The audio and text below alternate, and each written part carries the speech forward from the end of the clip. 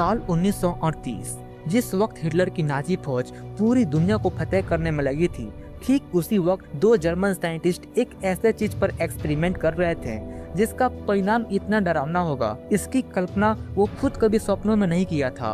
वो इस बात से बिल्कुल अनजान थे कि उनका ये रिसर्च आने वाले दिनों में लाखों लोगों के मौत का कारण बनने वाली है और इस रिसर्च की वजह से लाखों परिवार बिखरने वाले हैं। ऑटो हॉर्न और फ्रिज स्ट्रासमैन ये वही साइंटिस्ट हैं जिनके रिसर्च के दम पर इंसान ने कुछ ऐसी चीज बना ली जो सिर्फ भगवान के पास होनी चाहिए थी, और वो चीज थी परमाणु हथियार।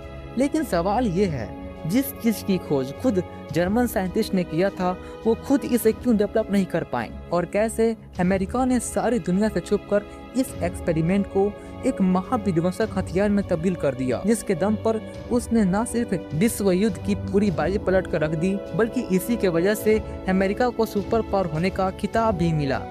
डीएमटी के इस एपिसोड में आपका एक बार फिर से स्वागत है। परमाणु हथियार, जो इंसान की बनाई गई अब तक की सबसे विध्वंसक हथियार है, इसे बनाने का खिताब किसी अकेले इंसान को नहीं जाता, बल्कि इसको बनाने में कई साइंटिस्टों ने अपने अपने स्तर पर सहयोग किया है, जिसमें सबसे पहला नाम आता है जर्मनी के इन दो साइंटिस्टों का, ऑटो हॉर्न और फ्रिज स्ट्रासमैन। साल 1938 का वक्त था। जर्मनी अपने इतिहास की सबसे ऊंची बुलंदियों को छू रही थी और हिटलर की फौज आधी से ज्यादा यूरोप पर कब्जा कर चुकी थी। ठीक उसी समय इन सब से दूर ये दोनों साइंटिस्ट एक अजीबोगरीब रिसर्च में लगे थे।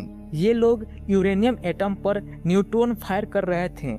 दरअसल ये देखना चाहते थे कि ऐसा करने से क्या होता है, लेकिन जो परिणाम सामने निकल कर आया उसने इनका दिमाग घुमा कर रख दिया। जब उन लोगों ने एनालाइज किया तो उन्हें पता लगा कि यूरेनियम एटम दो हिस्सों में टूट गया था और साथ में कुछ मास गायब भी हो गई थी। इनको समझ नहीं आया कि जो मास गायब हुआ है वो आखिर गया तो गया कहाँ।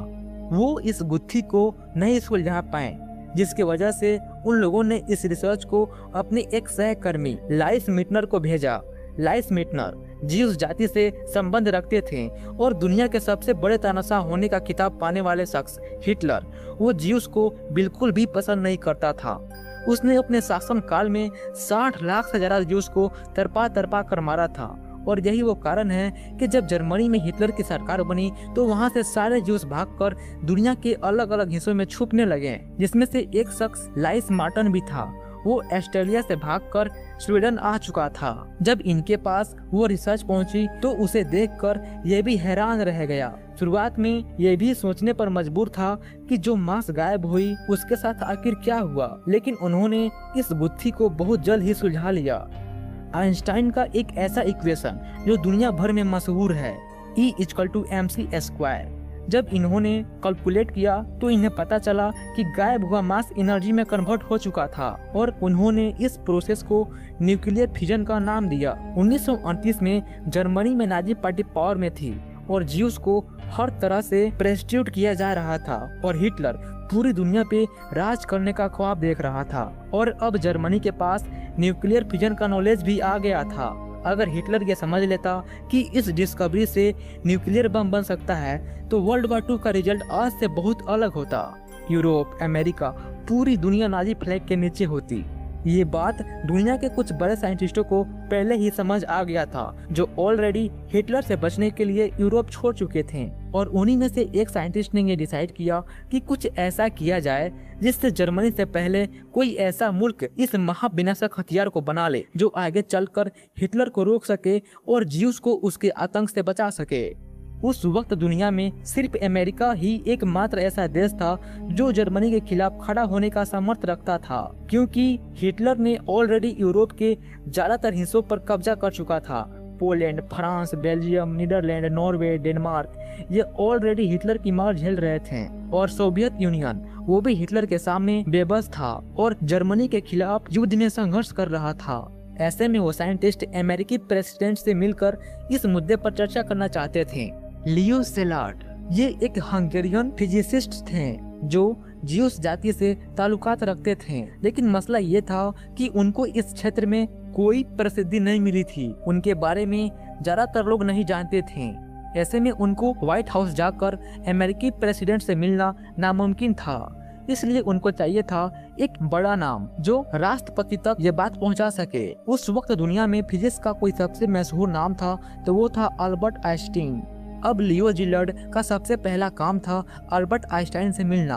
उस वक्त आइंस्टाइन लॉन्ग आइलैंड में वेकेशन पर थे और जिलर्ड को उनके लोकेशन के बारे में ज्यादा जानकारी नहीं थी, लेकिन काफी मुश्किलों के बाद आखिरकार उनको आइंस्टाइन का पता मिल ही गया। जब जिलर्ड आइंस्टाइन से मिलकर इस खोज के बारे में बताते हैं, उनकी बात सुनकर आइंस्टाइन भी सरप्राइज थे और जिलर्ड की मदद करने के लिए तैयार हो गए। लियो जिलर्ड वो पहले ही इस एक्सपेरिमेंट के बारे में एक डिटेल्ड लेटर अमेरिकी प्रेसिडेंट के लिए लिख चुके थे। आइंस्टाइन को सिर्फ उस पे अपना सिग्नेचर करना था, जो आइंस्टाइन ने कर दिया। लेकिन प्रेसिडेंट तक ये लेटर पहुंचने से पहले जर्मनी ने पुणे पर अटैक कर दिया और 1 सितंबर 1939 को आधिकारिक तौर पर वर्ल्ड वार 2 शुरू हो गई, जिससे प्रेसिडेंट काफी बिजी हो गए। लेकिन आखिरकार 11 अक्टूबर 1939 को पूरे 2 महीने के बाद प्रेसिडेंट तक इस बारे में जानकारी पहुंच गई और फिर अमेरिकी सरकार ने इस प्रोजेक्ट को हरी झंडी दे दी।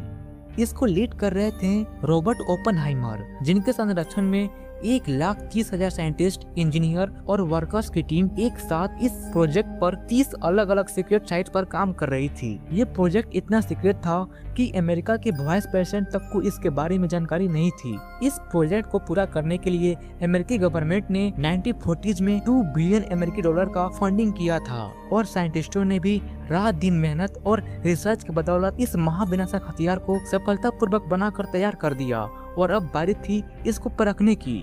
16 जुलाई 1945 को न्यू मैक्सिको के एल्मोगार्डो डेजर्ट में इसका सफल परीक्षण किया गया और इसका परिणाम देखकर इसे बनाने वाले वैज्ञानिक हैरान रह गए। ये हथियार उनके सोच से भी ज्यादा विनाशकारी था। आखिरकार उन साइंटिस्टों की मेहनत रंग लाई और अमेरिका दुनिया का पहला परमाणु संपन्न देश बन गया। लेकिन दुनिया को इसकी असली ताकत का अंदाजा पहली बार 1946 में लगा, जब अमेरिका ने जापान के हिरोशिमा और नागासाकी पर दुनिया का पहला परमाणु हमला किया था। 6 अगस्त 1945 सुबह के 8:15 पर जापान के हिरोशिमा सिटी के आसमान में एक प्लेन दिखता है, इलोना गे। ये कोई साधारण विमान नहीं था, ये अमेरिका B-29 बम्बर था, जिसमें लिटिल बॉय नाम का यूरेनियम बेस्ड न्यूक्लियर बम था, जिसको B-29 बम्बर ने 600 मीटर की ऊंचाई से ड्रॉप कर देता है और महज 45 सेकेंड बाद ये बम ब्लास्ट होता है, जिससे वहाँ का टेम्परेचर 3 लाख डिग्री सेल्सियस तक पहुँच गया था और 1 किलोमीटर के रेडियस में आने वाले हर चीज भाप बनकर उड़ गए। कुछ लोगों की बॉडी की सिर्फ परछाई दीवार पर छूट गई थी, क्योंकि उनका शरीर एक झटके में भाप में तब्दील हो गया था। ब्लास्ट के बाद आए थर्मल रेडिएशन से लोग जल गए, उनके कपड़े बॉडी से चिपक गई और उनका स्किन पिघलने लगी। फिर उसके बाद आया मॉनसून क्लाउड, जो आसमान में 12 किलोमीटर ऊपर तक गया, जिसके बाद जो शुरू हुआ वो सबसे ज्यादा डेंजरस था।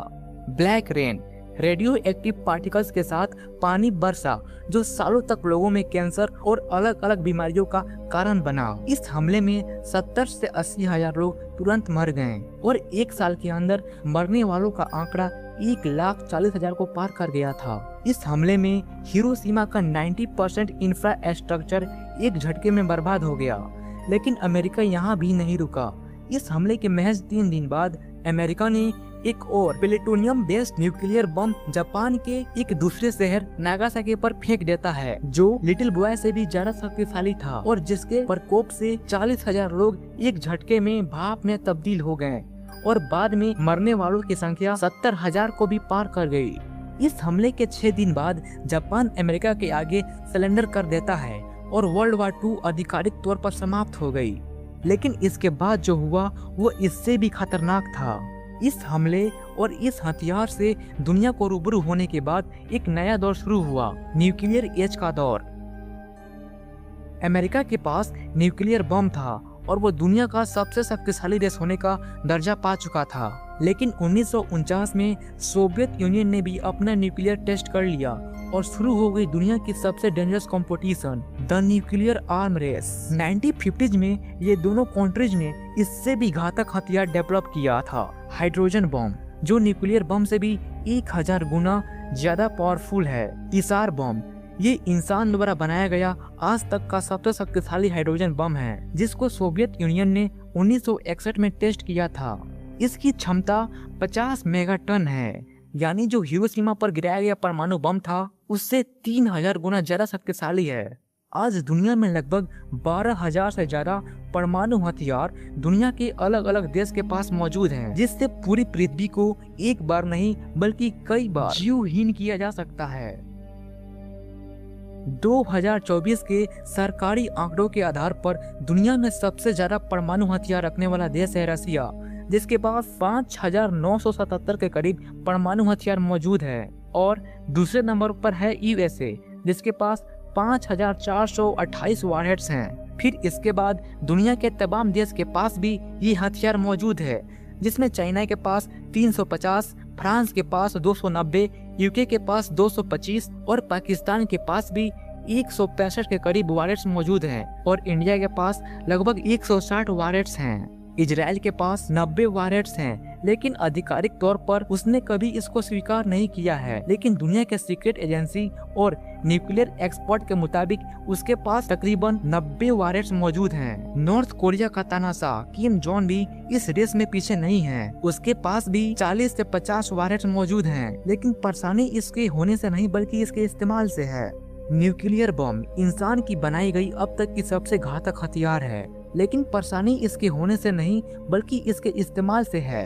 आज से लगभग 75 साल पहले हिरोशिमा में जो न्यूक्लियर बम ब्लास्ट हुआ था वो इसका शुरुआती दौर था, लेकिन फिर भी उसके एक इस्तेमाल ने 80,000 लोगों की जिंदगी पल भर में समाप्त कर दिया।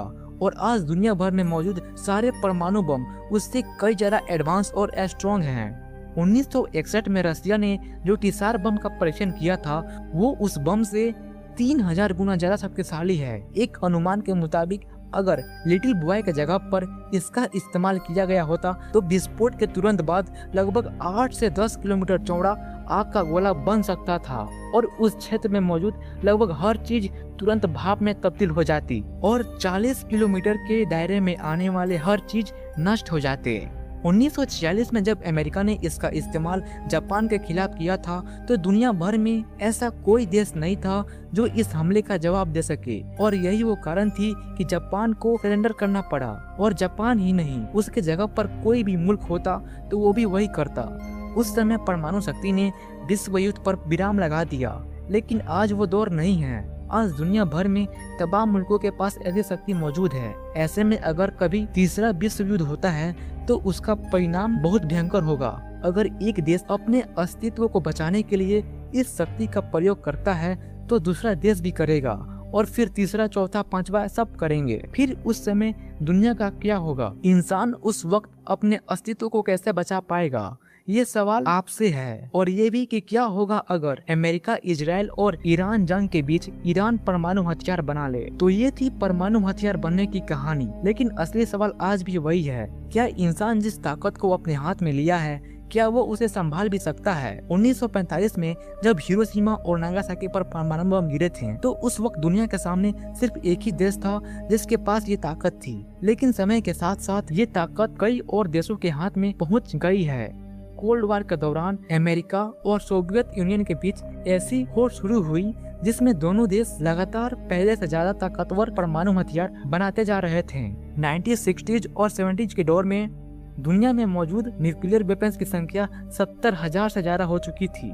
हर देश यही चाहता था कि उसके पास इतना बड़ा न्यूक्लियर आर्सेनल हो कि कोई दुश्मन देश उस पर हमला करने की हिम्मत ना कर सके। इसी रणनीति को कहा गया म्यूचुअली असॉल्ट डिस्ट्रक्शन, यानी एक देश ने न्यूक्लियर अटैक किया तो जवाब में दूसरा देश भी हमला करेगा और अंत में दोनों ही देश पूरी तरह से बर्बाद हो जाएंगे। यही वजह थी कि इतनी बड़ी संख्या में परमाणु हथियार होने के बावजूद भी कोल्ड वॉर के दौरान कभी न्यूक्लियर वार नहीं हुआ। लेकिन इसका मतलब ये नहीं है कि खतरा खत्म हो चुका है।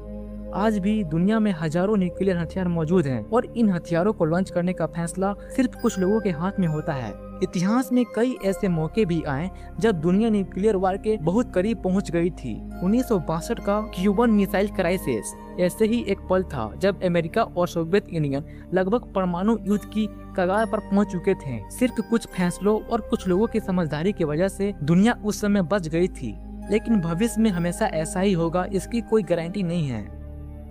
आज के समय में जियो पॉलिटिक्स पहले से ज्यादा कॉम्प्लेक्स हो चुकी है। Russia Ukraine war, China Taiwan tension, Middle East conflict, India Pakistan rivalry, ये सभी ऐसी फ्लैश पॉइंट हैं जहां अगर हालात काबू से बाहर हो जाए तो परमाणु जंग होने का खतरा पैदा हो सकता है। और अगर कभी किसी बड़े देश ने परमाणु हथियार का इस्तेमाल कर दिया तो उसके बाद घटनाओं की जो चेन रिएक्शन शुरू होगी उसको रोकना लगभग नामुमकिन हो जाएगा, क्योंकि एक देश हमला करेगा तो दूसरा जवाब देगा और फिर तीसरा, चौथा, और कुछ ही घंटों के अंदर पूरी दुनिया परमाणु के तूफान में बदल सकती है। साइंटिस्ट के अनुसार अगर आज के न्यूक्लियर आर्सेनल का सिर्फ एक छोटा सा हिस्सा भी इस्तेमाल हो जाए तो उससे पैदा होने वाला स्मोक और डस्ट पूरी पृथ्वी के एटमॉस्फेयर में फैल सकता है, जिससे शुरू हो सकता है न्यूक्लियर विंटर, ऐसी स्थिति जिसमें सूरज की रोशनी धरती तक ठीक से पहुंच ही नहीं पाएगी। तापमान अचानक गिर जाएगा, फसलें उगना बंद हो जाएंगे और दुनिया भर में भयानक अकाल पड़ सकता है। यानी न्यूक्लियर वार में